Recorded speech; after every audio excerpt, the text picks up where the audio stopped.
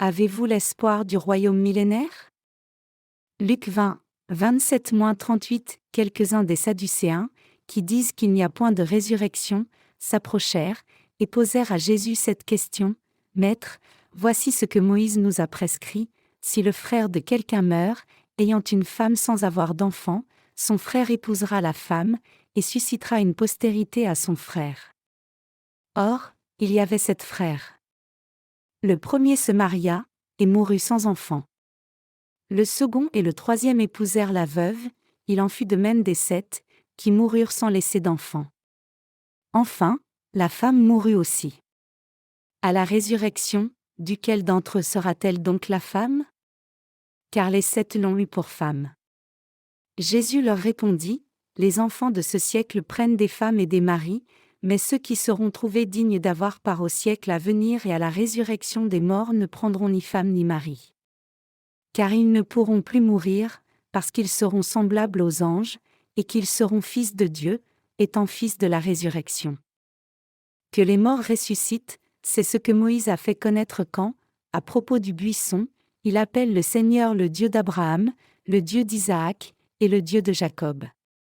Or, Dieu n'est pas Dieu des morts, mais des vivants, car pour lui tous sont vivants. Quel genre d'espoir avons-nous? Y a-t-il un vrai espoir pour les justes? Beaucoup de gens vivant dans ce monde aujourd'hui vivent juste dans le désespoir. Je veux parler à travers cette parole de Dieu au sujet du fait que nous ne sommes pas dans le désespoir.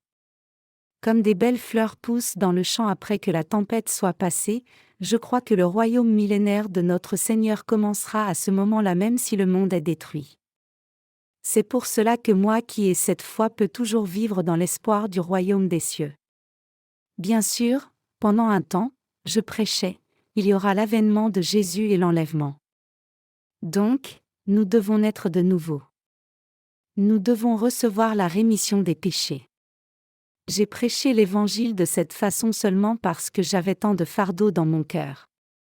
J'avais tant de fardeau dans mon cœur parce que le monde devient si triste. Ce monde est dans un état de calme avant la tempête.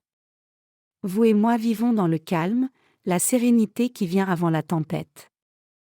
Tant de gens du monde, les scientifiques, philosophes, religieux et politiciens savent que l'avenir du monde n'est pas brillant.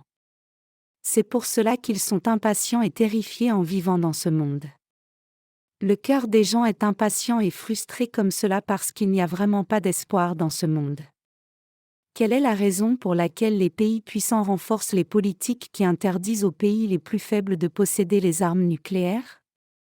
Ils sont inquiets que ces plus petits pays puissent commencer une guerre nucléaire s'ils ont des armes nucléaires quand les tremblements de terre arrivent, que la malnutrition et les famines frappent la plupart du pays. Ils font des tricheries, tiennent des discussions, et appliquent aussi des sanctions économiques comme tentative d'éviter la guerre nucléaire dangereuse parce qu'ils peuvent voir le fait évident que l'humanité entière serait détruite si une guerre nucléaire éclatait. La situation économique deviendra encore plus sombre à l'avenir. Et l'avenir du champ religieux n'est pas brillant non plus. Le temps des ténèbres spirituelles tombera aussi sur le monde. Les historiens disent que 1000 ans du Moyen Âge étaient le temps des ténèbres. Vraiment, pendant le Moyen Âge, il y a beaucoup de situations où les gens étaient tués pour de fausses accusations comme l'hérésie ou par la chasse aux sorcières.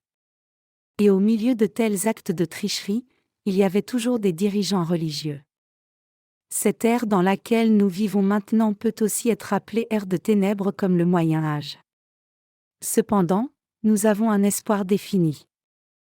L'avenir du monde peut sembler sombre, mais nous ne serons jamais détruits si nous découvrons la lumière brillante qui vient après les ténèbres.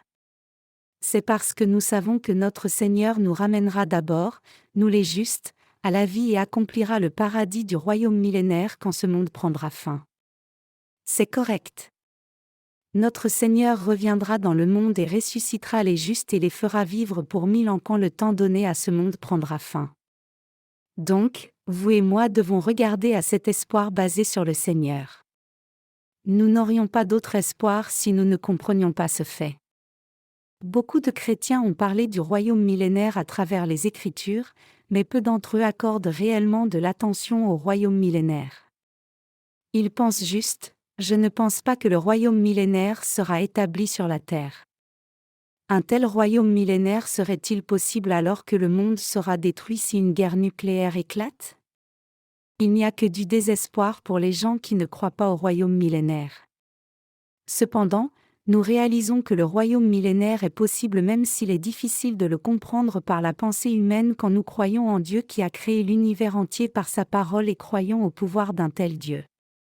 Peu importe comment le monde devient dévasté et contaminé, notre Seigneur peut renouveler toutes les choses de ce monde quand il viendra. Que le monde soit pur et vivable. Une fois que le Seigneur dira cela, le monde deviendra un paradis en un clin d'œil.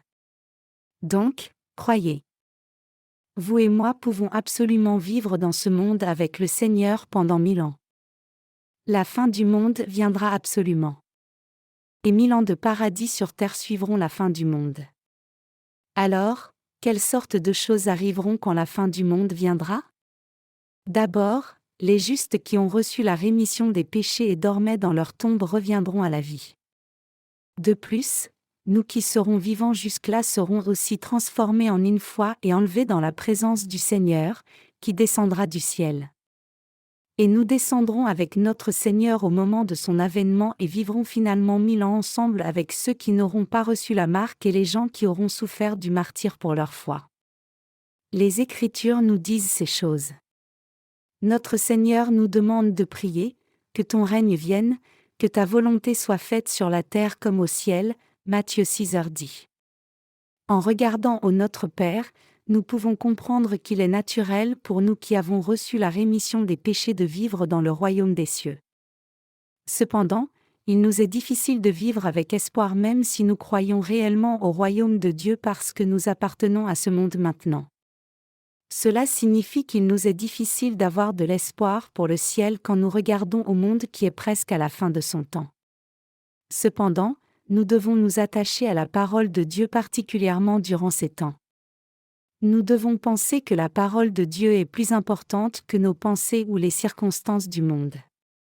Dieu a promis qu'il ressusciterait les justes, recréerait le jardin d'Éden qui existait au commencement du monde, et ferait que les justes vivent heureux comme des rois pendant 1000 ans. C'est la promesse que le Dieu Tout-Puissant nous a faite à vous et moi. Dieu qui a promis, « J'expierai tous vos péchés. Je ferai que la Vierge ait un enfant. Je vous enverrai le Messie » a effectivement envoyé le Messie dans ce monde selon sa promesse. Donc notre Seigneur est venu dans ce monde. Et le Seigneur qui est venu comme cela a expié tous nos péchés. Dieu a aussi promis de nous ressusciter et nous rendre heureux comme des rois pendant 1000 ans dans ce monde. Nous devons accepter et croire la parole puisque notre Seigneur nous l'a promis. Aujourd'hui, je voudrais partager avec vous la parole au sujet de la résurrection des saints et du royaume millénaire que le Seigneur a promis. Regardons d'abord à la parole. Quand nous regardons la parole de l'Évangile de Luc chapitre 20 versets 27 à 38 que nous avons lu, il est dit que certains Sadducéens qui prétendaient qu'il n'y avait pas de résurrection sont venus et ont questionné Jésus. Ils ont demandé, « Maître, voici ce que Moïse nous a prescrit, si le frère de quelqu'un meurt, ayant une femme sans avoir d'enfant, son frère épousera la femme, et suscitera une postérité à son frère. » Or, il y avait 7 frères. Le premier se maria, et mourut sans enfant. Le second et le troisième épousèrent la veuve, il en fut de même des 7, qui moururent sans laisser d'enfant. Enfin, la femme mourut aussi. À la résurrection, duquel d'entre eux sera-t-elle donc la femme? Car les 7 l'ont eue pour femme. Ici nous devons d'abord comprendre la tradition des gens d'Israël de l'époque pour comprendre clairement cette parole. Les gens d'Israël de l'époque avaient pour coutume que lorsqu'un fils aîné se mariait et mourait sans avoir eu de fils, son frère prenait la femme de son frère décédé pour femme et avait des enfants avec elle. Ils avaient une telle coutume pour donner naissance à des enfants qui succéderaient aux frères décédés.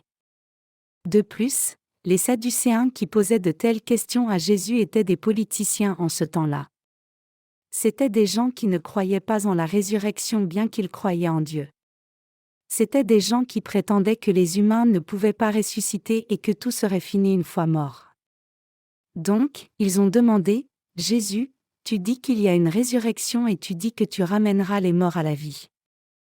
Alors, quand une personne a eu 6 frères et que la femme qui était leur épouse successivement ressuscitera en même temps que les 7 frères, de qui sera-t-elle l'épouse? Replaçons d'abord l'histoire. Le plus âgé des 7 frères était marié et est mort sans avoir de fils. Et la femme du frère aîné a vécu avec les 6 autres frères tour à tour pour la même raison. Alors, de qui serait-elle la femme au temps de la résurrection? C'est la question que des Sadducéens ont posée à Jésus. C'est une question très difficile. C'était une question difficile qui a été présentée délibérément pour que Jésus soit embarrassé par une personne qui pensait qu'il n'y avait pas de résurrection. Cependant, même pour une telle question, Jésus a répondu par la parole de vérité claire. Regardons la parole ensemble. Le Seigneur dit, « Les enfants de ce siècle prennent des femmes et des maris, mais ceux qui seront trouvés dignes d'avoir part au siècle à venir et à la résurrection des morts ne prendront ni femme ni mari. Car ils ne pourront plus mourir, parce qu'ils seront semblables aux anges, et qu'ils seront fils de Dieu, étant fils de la résurrection. » Que signifie la résurrection ici? Elle signifie être ramené à la vie de nouveau. Une personne qui est morte puis revient à la vie, c'est la résurrection. Quand on ressuscite, on atteint une nature égale à celle des anges en tant que fils de Dieu. Cela signifie qu'il n'y a plus de choses misérables comme la mort ou les relations humaines comme le mariage. Cela signifie que l'on devient un être qui atteint une nouvelle joie de fils de Dieu. Cette joie est différente du charnel. Aux gens qui pensaient qu'il n'y a pas de résurrection, le Seigneur a dit, « Je suis le Dieu d'Abraham, le Dieu d'Isaac, et le Dieu de Jacob. » Dieu n'est pas le Dieu des morts, mais des vivants. Notre corps sera ramené à la vie. Quelle est la signification du passage « Dieu n'est pas le Dieu des morts, mais des vivants » ? Si notre corps ne revenait pas à la vie après la mort, alors, notre Dieu serait le Dieu des morts. Cependant, il a dit qu'il n'est pas le Dieu des morts, mais des vivants. Ainsi, nous sommes les ressuscités qui avons été ramenés à la vie dans la présence de Dieu. Aux yeux de notre Dieu qui est le Dieu des vivants, nous tous qui sommes nés de nouveau sommes des gens qui sommes ressuscités. Quelle en est la raison? Il a dit qu'il n'y a pas de mort dans la présence de Dieu parce que Dieu est la base de la vie et parce qu'il est Dieu qui donne une nouvelle vie à tout le monde. Donc, Dieu décrit la mort physique des humains comme un sommeil. Les Écritures n'utilisent pas souvent le mot « mort ». Elles disent juste « quelqu'un dort ». Même dans l'Ancien Testament, Dieu dit qu'il est le Dieu des vivants. Devons-nous examiner le récit pendant un moment? Quand Moïse marchait dans le désert, il a vu un buisson ardent. Cependant, la chose étrange est que l'arbre était en état. L'arbre ne se consumait pas alors que le buisson brûlait. Moïse était étonné à la vue de ceci et s'approcha pour voir de plus près. Alors, Moïse entendit la voix de Dieu, « Ôte tes sandales de tes pieds, car l'endroit où tu te tiens est un lieu saint. Je suis le Dieu d'Abraham, le Dieu d'Isaac, et le Dieu de Jacob. » Dieu apparut lui-même au milieu du buisson ardent. Même là, notre Dieu a dit qu'il est le Dieu des vivants. Cependant, quand nous regardons réellement à cela, Abraham, Isaac et Jacob dont Dieu a parlé étaient tous des gens morts. Malgré cela, Dieu dit « Je suis le Dieu d'Abraham, le Dieu d'Isaac et le Dieu de Jacob. » Je suis toujours le Dieu des vivants. Alors, quelle est la vraie signification de cette parole? Les gens que nous pensons être morts ne sont pas réellement morts, mais juste endormis, aux yeux de Dieu. La parole de Dieu signifie « Je suis votre Dieu et le Dieu de ceux qui sont vivants maintenant. » Ceux qui sont morts dans ce monde dorment. Donc, je suis toujours le Dieu des vivants. À la question des Sadducéens qui ne croyaient pas en la résurrection, notre Seigneur dit « Dieu n'est pas le Dieu des morts, mais des vivants. » Alors, qu'est-ce que Dieu doit faire de nous pour être le Dieu des vivants? Cela signifie qu'il doit nous ramener à la vie. C'est correct. Dieu peut être le Dieu des vivants seulement si Dieu ressuscite notre corps et tous les corps des gens qui ont vécu et sont morts avant nous. Croyez-vous que notre Dieu ramènera à la vie ces saints justes qui sont nés de nouveau avant nous et sont morts avant nous et se trouvent maintenant dans la tombe? Croyez-vous que lorsque notre Seigneur reviendra dans ce monde, quand il y aura l'enlèvement, notre Seigneur ressuscitera ceux qui sont dans la tombe et les fera monter avant nous qui sommes vivants et les élèvera les premiers? L'apôtre Paul dit dans le premier livre aux Thessaloniciens chapitre 4, « Voici, en effet, ce que nous vous déclarons d'après la parole du Seigneur, nous les vivants, restés pour l'avènement du Seigneur, nous ne devancerons pas ceux qui sont morts. Car le Seigneur lui-même, à un signal donné, à la voix d'un archange, et au son de la trompette de Dieu, descendra du ciel, et les morts en Christ ressusciteront premièrement. Ensuite, nous les vivants, qui seront restés, nous serons tous ensemble enlevés avec eux sur des nuées, à la rencontre du Seigneur dans les airs, et ainsi nous serons toujours avec le Seigneur. 1 Thessaloniciens 4, 15-17. Dieu dit qu'il ressusciterait et élèverait ceux qui dorment premièrement et transformerait aussi le corps des vivants pour nous élever aussi. Cela signifie que notre Seigneur nous changera en êtres éternels alors qu'il ramènera les saints qui sont morts à la vie également. Croyez-vous en la signification de la résurrection? Croyez-vous que Jésus soit ressuscité? C'est vrai. Nous croyons absolument à la résurrection de Jésus. La vie de Jésus est notre vie. La résurrection de Jésus est notre résurrection. La mort de Jésus a été notre mort, le baptême de Jésus a été notre baptême, la punition de la croix que Jésus a subie a été notre punition, et la résurrection de Jésus d'entre les morts 3 jours après sa mort signifie notre résurrection. Croyez-vous cela? La résurrection de Jésus a été notre résurrection. Nous allons d'abord confirmer si nous croyons en une telle signification de la résurrection ou pas, puis parler spécifiquement de la signification de la résurrection qui apparaît dans les Écritures. Croyez-vous en la résurrection? Il y a clairement une résurrection. Quand la fin du monde viendra et que je serai toujours vivant à ce moment-là, je crois que Dieu m'enlèvera comme Élie est monté au ciel dans un chariot de feu après avoir été transformé et sans expérimenter la mort, et aussi comme Enoch a été élevé au ciel après avoir marché avec Dieu.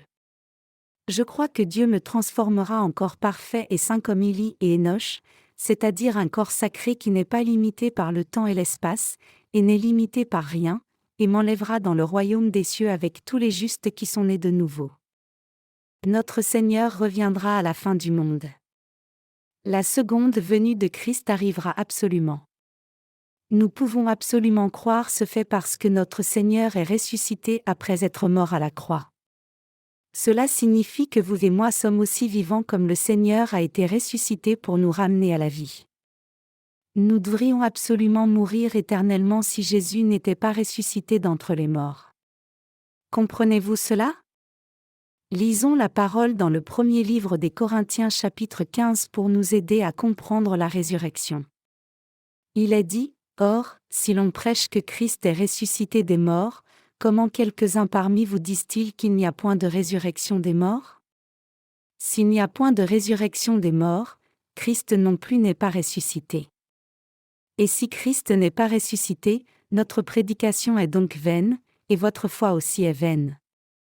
Il se trouve même que nous sommes de faux témoins à l'égard de Dieu, puisque nous avons témoigné contre Dieu qu'il a ressuscité Christ, tandis qu'il ne l'aurait pas ressuscité, si les morts ne ressuscitent point. Car si les morts ne ressuscitent point, Christ non plus n'est pas ressuscité. Et si Christ n'est pas ressuscité, votre foi est vaine, vous êtes encore dans vos péchés, et par conséquent aussi ceux qui sont morts en Christ sont perdus. Si c'est dans cette vie seulement que nous espérons en Christ, nous sommes les plus malheureux de tous les hommes. Mais maintenant, Christ est ressuscité des morts, il est les prémices de ceux qui sont morts, 1 Corinthiens 15, 12-20. Comme le déclare la parole ici, Christ est ressuscité des morts. Jésus-Christ est revenu de la mort à la vie comme cela puis est devenu prémisse de ceux qui sont endormis. Jésus-Christ a porté les péchés du monde à notre place en recevant le baptême, mourant à la croix, et ressuscitant d'entre les morts. Jésus est ressuscité comme cela. À travers cette résurrection, il a subi la mort physique et est devenu les prémices de tous ceux qui seront ressuscités. Enoch et Élie dans l'Ancien Testament ne sont pas ressuscités des morts. Ils ont été enlevés. Dieu les a amenés dans le royaume de Dieu parfaitement sans leur faire expérimenter la mort physique. Cependant, Dieu a fait que son propre Fils Jésus expérimente la mort dans ce monde. Cela signifie que Jésus-Christ est le premier qui est ressuscité des morts après avoir subi la mort physique. Jésus est ressuscité des morts. Croyez-vous que Jésus soit ressuscité d'entre les morts? Vous et moi ressusciterons de la même façon que Jésus est ressuscité si nous avons cette foi. Croyez-vous en ce fait? Nous serons ramenés à la vie tout comme Jésus. Alors, étudions l'ordre de la résurrection à travers la parole du premier livre aux Corinthiens chapitre 15 versets 20 à 25. Il est dit, « Mais maintenant, Christ est ressuscité des morts, il est les prémices de ceux qui sont morts. Car, puisque la mort est venue par un homme, c'est aussi par un homme qu'est venue la résurrection des morts. Et comme tous meurent en Adam, de même aussi tous revivront en Christ, mais chacun en son rang. Christ comme prémisse, puis ceux qui appartiennent à Christ, lors de son avènement. Ensuite viendra la fin, quand il remettra le royaume à celui qui est Dieu et Père, après avoir détruit toute domination, toute autorité et toute puissance. Car il faut qu'il règne jusqu'à ce qu'il ait mis tous les ennemis sous ses pieds. Amen. Notre Seigneur a parlé de l'ordre de la résurrection au verset 23, mais chacun en son rang. Christ comme prémisse, puis ceux qui appartiennent à Christ, lors de son avènement. Ensuite viendra la fin, quand il remettra le royaume à celui qui est Dieu et Père, après avoir détruit toute domination, toute autorité et toute puissance. Alors, qui est aux prémices de la résurrection?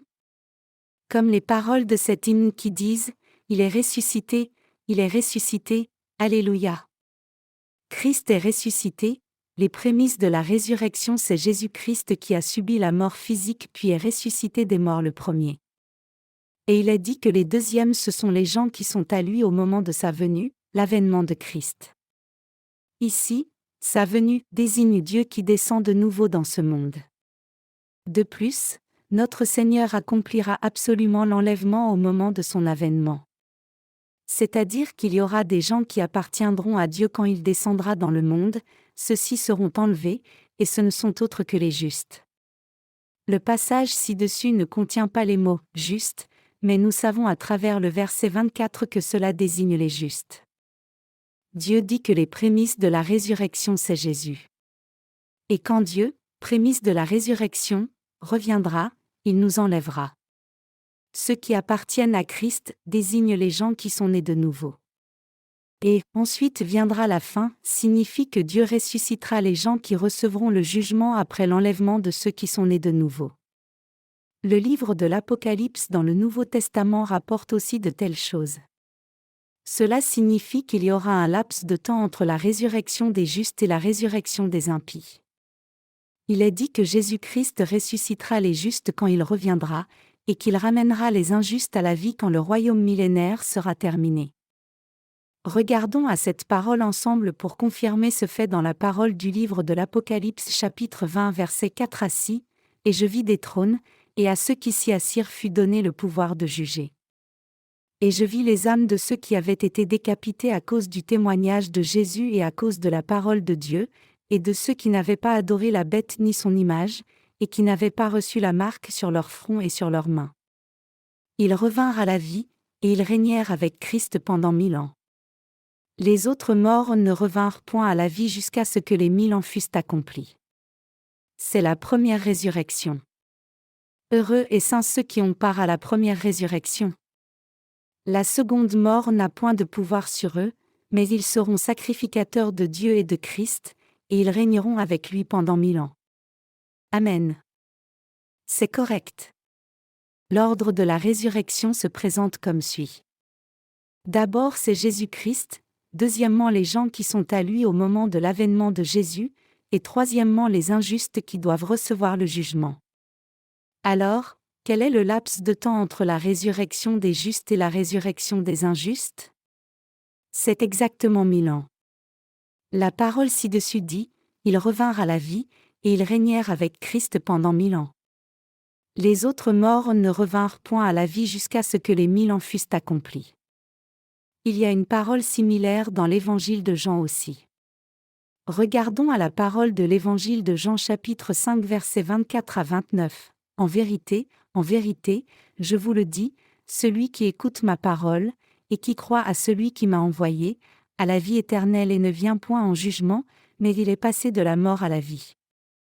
En vérité, je vous le dis, l'heure vient, et elle est déjà venue, où les morts entendront la voix du Fils de Dieu, et ceux qui l'auront entendu vivront.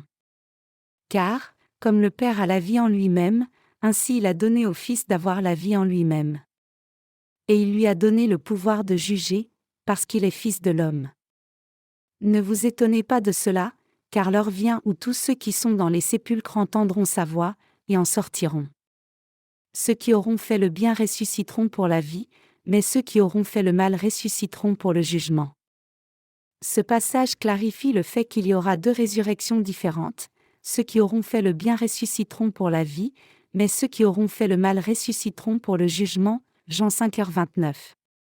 Cette parole signifie que ceux qui ont fait des œuvres justes, c'est-à-dire les justes, recevront la grâce éternelle et le bonheur éternel à travers la résurrection. Par contre, les gens qui auront fait le mal, c'est-à-dire les injustes, ne ressusciteront pas jusqu'à ce que les justes aient fini de régner comme rois pendant 1000 ans. Le livre de l'Apocalypse montre clairement ce fait en disant « Et je vis des trônes, et à ceux qui s'y assirent fut donné le pouvoir de juger. Et je vis les âmes de ceux qui avaient été décapités à cause du témoignage de Jésus et à cause de la parole de Dieu, et de ceux qui n'avaient pas adoré la bête ni son image, et qui n'avaient pas reçu la marque sur leur front et sur leurs mains. Ils revinrent à la vie, et ils régnèrent avec Christ pendant 1000 ans. Les autres morts ne revinrent point à la vie jusqu'à ce que les 1000 ans fussent accomplis. C'est la première résurrection, Apocalypse 20, 4-5. Les justes et les injustes ressusciteront pareillement, mais il y a clairement un laps de temps entre les deux, et les conséquences de leur résurrection seront très différentes les unes des autres. Les justes ressusciteront 1000 ans avant les injustes. De plus, la mort n'aura pas l'autorité de régner sur les justes et les justes deviendront les sacrificateurs de Dieu et de Christ et recevront la bénédiction de régner comme roi avec Jésus pendant 1000 ans. Avez-vous le témoignage de Jésus? Avez-vous la foi dans votre cœur que Jésus est absolument votre Sauveur? Je suis certain que oui. Vous et moi avons une telle foi. Cependant, il n'y a pas de tel témoignage dans le cœur des gens qui ne connaissent pas l'évangile du Seigneur, des gens qui ne connaissent pas la parole de Dieu et la vérité. Cela signifie clairement qu'ils n'ont pas le témoignage de Jésus, 1 Jean 5h dit. Nous pouvons faire une claire distinction par cela. Les gens qui ont le témoignage de Jésus, les gens qui n'ont pas reçu la marque de la bête au temps de la tribulation et les gens qui souffriront le martyre durant la tribulation ressusciteront 1000 ans avant les injustes. Et ils régneront sur le monde avec Christ pendant 1000 ans. Les gens qui ont le témoignage de Christ vivront dans ce monde comme des rois pendant 1000 ans. Par contre, le reste des gens qui n'ont pas le témoignage de Jésus-Christ ne peuvent pas être ramenés à la vie durant le royaume millénaire. Les méchants qui ne sont pas nés de nouveau ne pourront pas être ramenés à la vie pour les 1000 ans.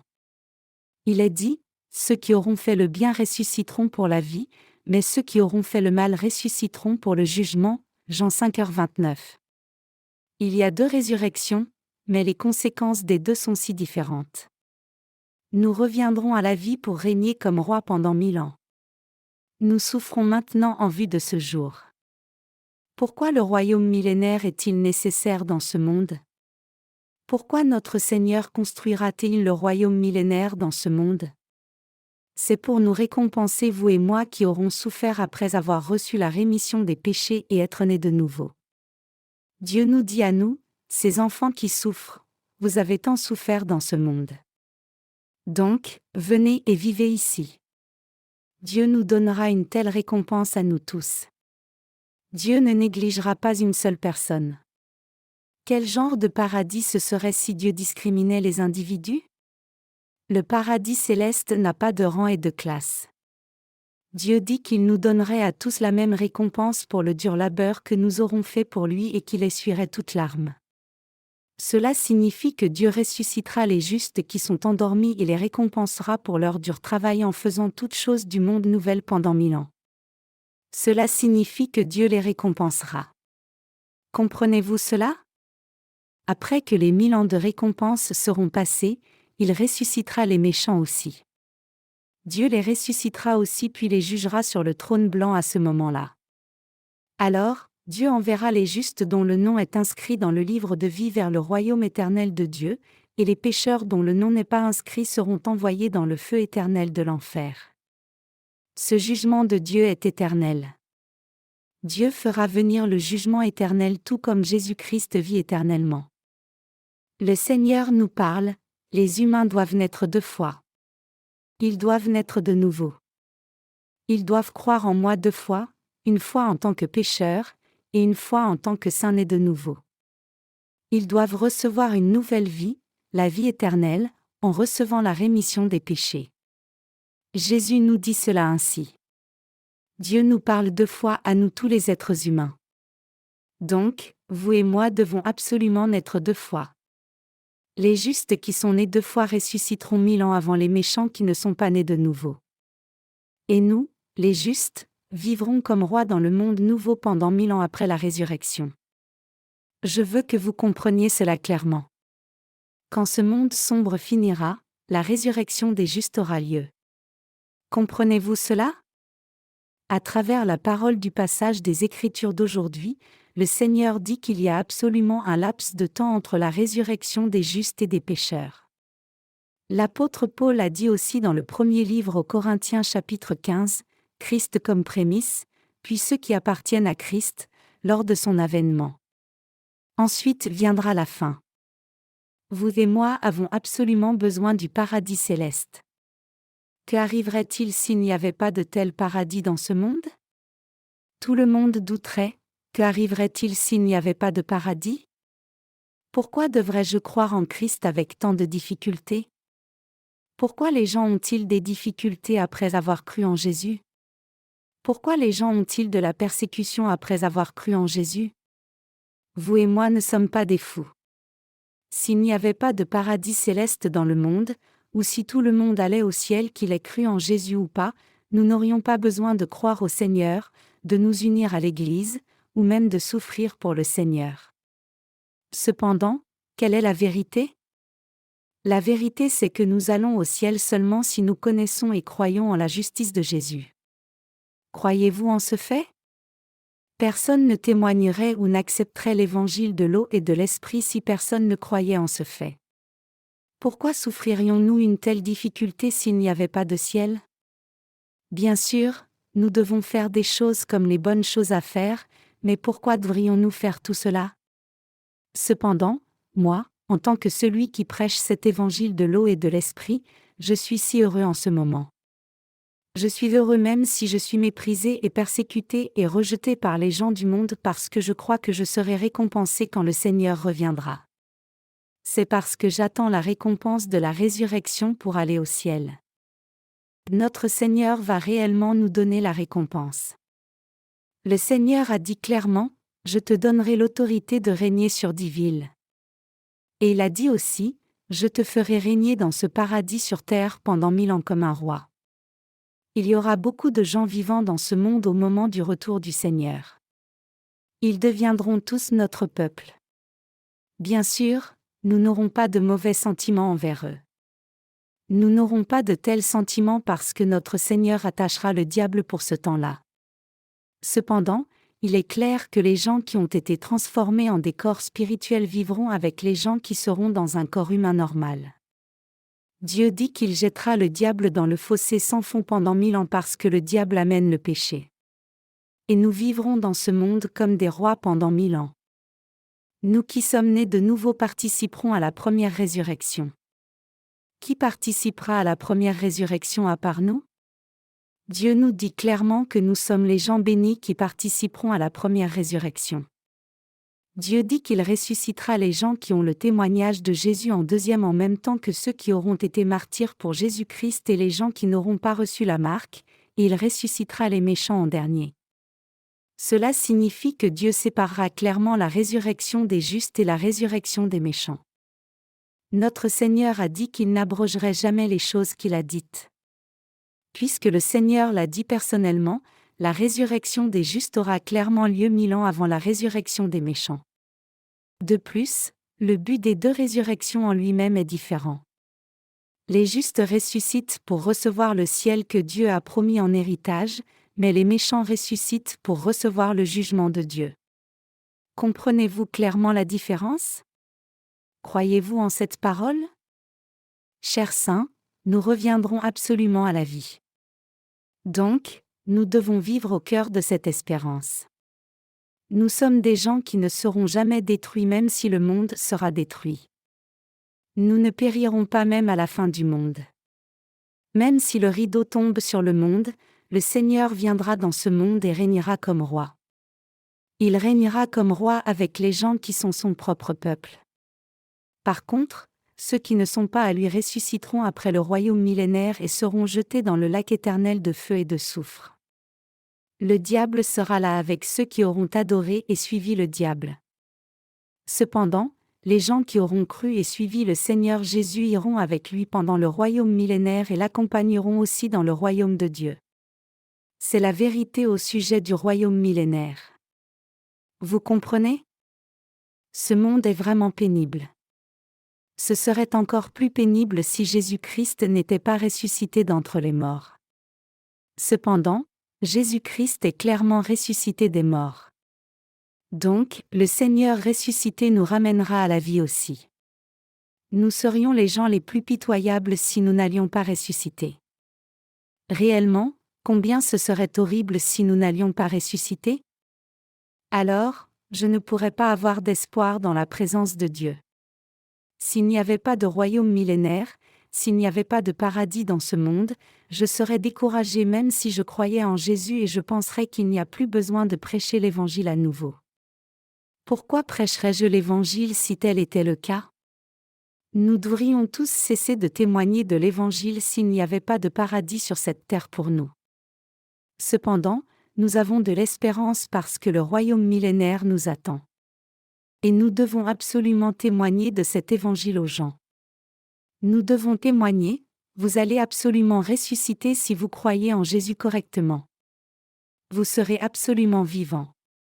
Si vous croyez en Jésus-Christ et recevez la rémission des péchés, vous verrez absolument la résurrection des justes même après la mort physique. Vous recevrez une nouvelle vie comme ceci, régnerez sur le monde en tant que roi, irez dans le royaume des cieux, et y vivrez pour toujours. Cependant, vous ressusciterez et serez jetés dans le feu éternel si vous ne croyez pas en Jésus-Christ. Nous devons prêcher la vérité de la résurrection à beaucoup d'âmes. Je dis que nous devons témoigner à tous les gens qu'il y a une résurrection. Quelle est vraiment la chose la plus importante dans le christianisme? La première, c'est la rémission des péchés et la seconde, c'est la résurrection, revenir de la mort à la vie. Le chemin du christianisme est le chemin de la résurrection. Le chemin du christianisme, c'est qu'une vie morte, un corps mort revienne à la vie. C'est le chemin à la suite de Dieu. C'est le chemin de la foi en Dieu. Nous avons témoigné de l'évangile du Seigneur jusqu'à maintenant. Et quelle instruction devons-nous particulièrement prêcher en cette époque? Nous devons témoigner du chemin de la résurrection. Nous devons prêcher, nous reviendrons à la vie même si le monde prend fin. Nous qui avons reçu la rémission des péchés vivrons dans le royaume millénaire après être ressuscités. Notre Seigneur a parlé du chemin de la résurrection nombreuses fois. Et tous les disciples de Jésus ont aussi prêché sur la résurrection. Les apôtres Paul, Jean, et les serviteurs de Dieu ont témoigné du chemin de la résurrection. Autrement dit, ils ont témoigné que Jésus-Christ est ressuscité d'entre les morts. Ils ont témoigné de la résurrection avec foi. Alors, ne devrions-nous pas aussi prêcher sur la résurrection en cette époque? Nous devons prêcher le chemin de la résurrection, la vérité qui dit que tous les gens ressusciteront. Quel est l'un des soucis premiers qu'ont les gens du monde? C'est vivre pour toujours, c'est-à-dire ressusciter d'entre les morts. Le plus grand souci de toute l'humanité c'est, est-il possible d'éviter la mort? Cependant, il y a un moyen d'éviter la mort. Il y a un seul et unique moyen. C'est croire en Jésus-Christ, le chemin de la résurrection. C'est correct. Si nous croyons en Jésus-Christ, nous pouvons ressusciter 1000 ans avant les méchants, vivre heureux et merveilleusement, aller dans la prochaine vie dans les cieux éternels, et jouir de la vie éternelle pour toujours. C'est le chemin de la résurrection. Donc, nous devons prêcher cette résurrection à tous les gens du monde. Nous devons témoigner du chemin de la résurrection. Nous devons témoigner du chemin de la résurrection, rien d'autre. Nous devons témoigner du chemin de la résurrection, avec l'Évangile. Ainsi, nous devons amener les gens à espérer la résurrection comme cela. Vous et moi ne devons pas être désespérés dans nos cœurs même si nous voyons la politique, l'économie, et les religions du monde changer désespérément. Nous devons croire que notre Seigneur nous ressuscitera quand le monde sombre prendra fin. De plus, nous devons croire que le Seigneur renouvellera l'univers et fera que vous et moi vivons dans un tel paradis où un serpent venimeux ne nous mordrait pas même si nous mettons la main dans son repère. Je veux que vous croyiez toujours en ce fait. Quand nous vivrons dans le paradis de ce monde après être ressuscités, nous rencontrerons Abraham et le brigand qui a eu la promesse d'entrer dans le paradis en croyant en Jésus-Christ quand il a été cloué à la droite de Jésus-Christ. Vous comprenez? Le paradis sur terre est un peu différent du royaume des cieux. Le paradis sur terre est le royaume millénaire que le Seigneur nous a promis. Nous rencontrerons tous les justes au moment où le Seigneur nous ressuscitera. Nous rencontrerons l'apôtre Paul et rencontrerons aussi l'apôtre Jean. Nous les rencontrerons et recevrons la récompense que le Seigneur donnera pendant 1000 ans, régnerons comme rois avec eux, et vivrons paisiblement sans le diable. Nous vivrons comme cela avec notre Seigneur Jésus-Christ. Donc, nous devons vivre avec une telle espérance. Cela ne signifie pas que nos vies prendront fin juste parce que la fin du monde viendra. Je veux dire que ce ne sera pas la fin pour nos âmes et nos corps. Jésus-Christ reviendra dans ce monde quand ce monde prendra fin. Nous régnerons comme rois et jouirons d'une nouvelle vie éternellement pendant 1000 ans grâce au roi des rois, Jésus-Christ. Donc, devenons des saints qui témoignons de l'évangile du Seigneur et servons et suivons le Seigneur, pleins d'espérance. Je crois sincèrement en cette providence de la résurrection. Je loue notre Seigneur. Je rends sincèrement grâce à notre Seigneur qui nous a donné une telle espérance à nous les justes. Ceux qui ont reçu la rémission des péchés seraient devenus les gens les plus pitoyables au monde si le Seigneur ne tenait pas cette promesse de la résurrection et s'il n'avait pas inscrit la promesse du royaume millénaire dans le livre de l'Apocalypse. Si tel avait été le cas, les gens qui ont reçu la rémission des péchés auraient dû toujours subir le monde avec l'espoir lointain seulement du royaume des cieux. Cependant, notre Seigneur reviendra dans ce monde et renouvellera toutes choses dans l'univers.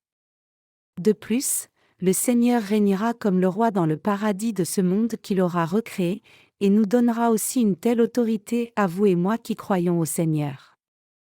Je rends grâce à notre Seigneur qui nous permettra de vivre dans le paradis de ce monde.